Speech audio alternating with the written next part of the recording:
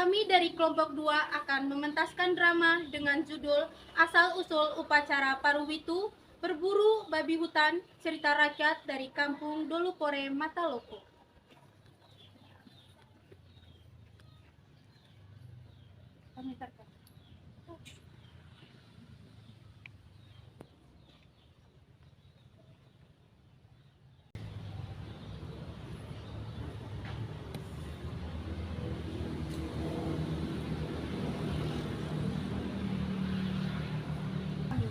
Saya Sarifah Sulaiman sebagai narator. Saya Nathanar Satriwalau sebagai bapaknya Bu Yu. Saya Maria Yulian Tigo sebagai ibunya Bu Ebio. Saya Maria Magdalena Deo sebagai Bu Ebio. Saya Maria Silvestra Ditixia Beleo sebagai saudaranya Bu Ebio. Saya Fransisius Olseme sebagai saudaranya Bu Ebio. Saya Maria Indah Sastra Ifra sebagai babi hutan. Saya Lilis Asmana sebagai babi bunting. Saya Maria Darmiani Osman sebagai babi liar. Saya Farah Tafsir sebagai masyarakat. Mari kita saksikan pementasan drama Asal-usul Upacara Paruwitu Berburu Babi Hutan, Cerita Rakyat dari Kampung Dolupore, Mataloko. Di sebuah kampung kecil bernama Dolu yang terletak di bawah kaki Bukit Sasa, hiduplah sebuah keluarga yang sangat sederhana yang menggantungkan hidup dari hasil kebun. Hampir setiap hari mereka tinggal di Tua Woi, tempat di mana kebun mereka berada. Keluarga tersebut memiliki 3 orang anak, yakni Bu Evio dan kedua saudaranya Jono dan Sipe. Pada suatu hari, berkatalah ibunya kepada Bu Evio, Hai Nak, besok di kampung akan diadakan upacara kenduri.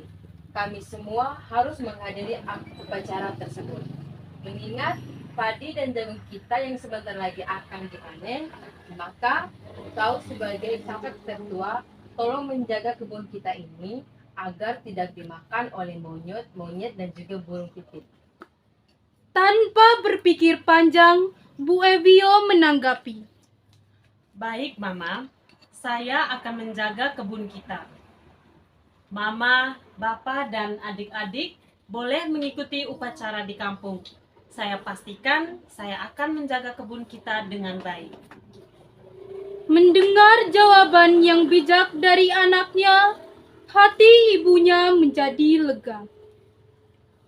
Keesokan paginya, pulanglah Bapak, Mama, dan adik-adik Bu Evio ke kampung Dolu.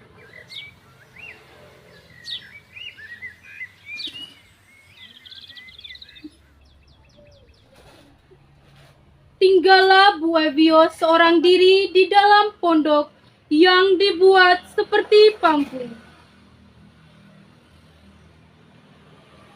Ketika tengah hari, matanya tiba-tiba tertuju pada beberapa sosok yang datang dari arah Bukit Troge, sebuah bukit yang berjarak sekitar 1 kilometer dari kebun Bu Evio.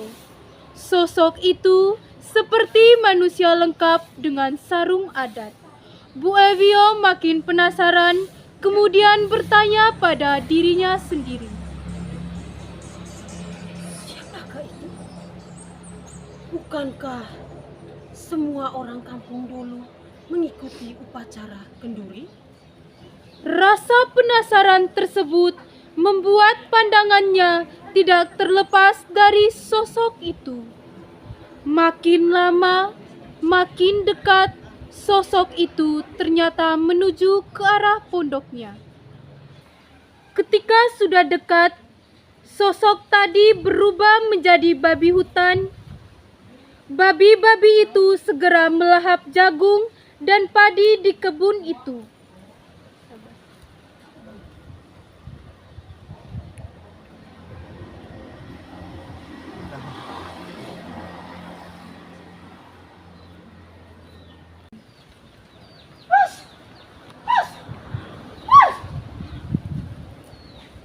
Babi hutan itu seperti kerasukan, kelaparan yang sangat dahsyat.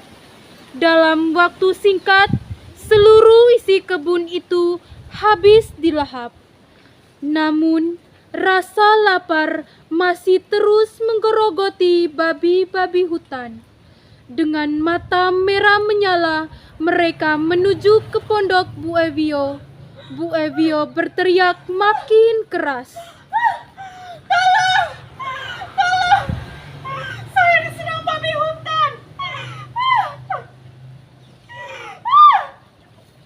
Namun, tak seorang pun yang mendengarkan teriakannya, karena semua orang berada di kampung. Babi itu mulai menggigit tiang pondoknya.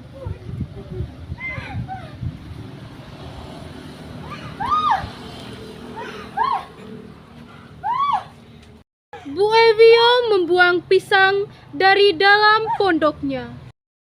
Bu Evio menjadi sasaran empuk bagi babi-babi itu.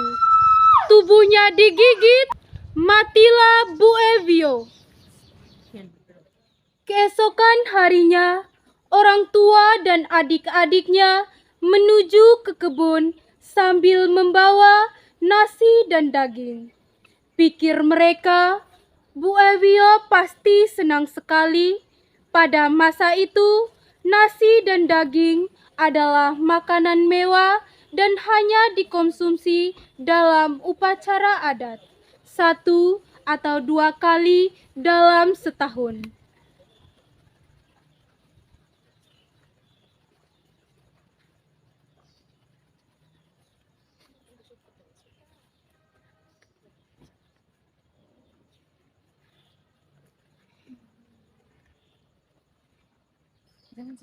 Setibanya di kebun, mereka sangat kaget. Kebun hancur, luluh lantah, dan pondok sudah rubuh, rata dengan tanah. Mamanya berteriak memanggil Bu Evio. Bio, oh Bio, kau di mana nak? Aduh, putri sematawayangku, kau di mana nak? Bapak dan kedua saudaranya mencari di seluruh kebun. Mereka kaget melihat bekas kaki babi hutan yang sangat banyak.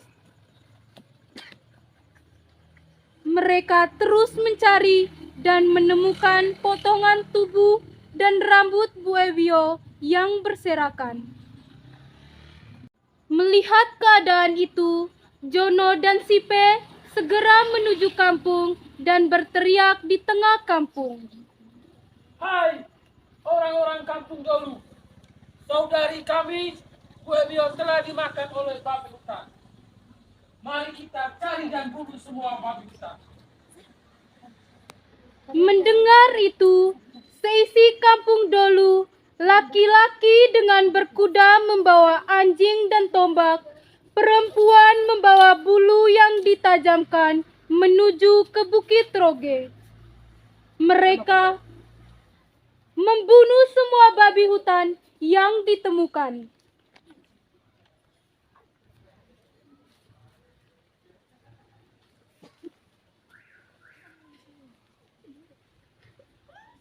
Jono, saudara Bu Evio, dengan beberapa pemuda penuh amarah dengan wajah beringas, terus mencari babi-babi hutan dan menombakinya. Ketika hari mulai gelap, mereka mendapati seekor babi hutan yang tinggal di dalam tanaman talas yang lebat. Babi hutan itu sementara bunting. Ketika Jono hendak menombakinya, tiba-tiba babi hutan itu berbicara sambil menangis.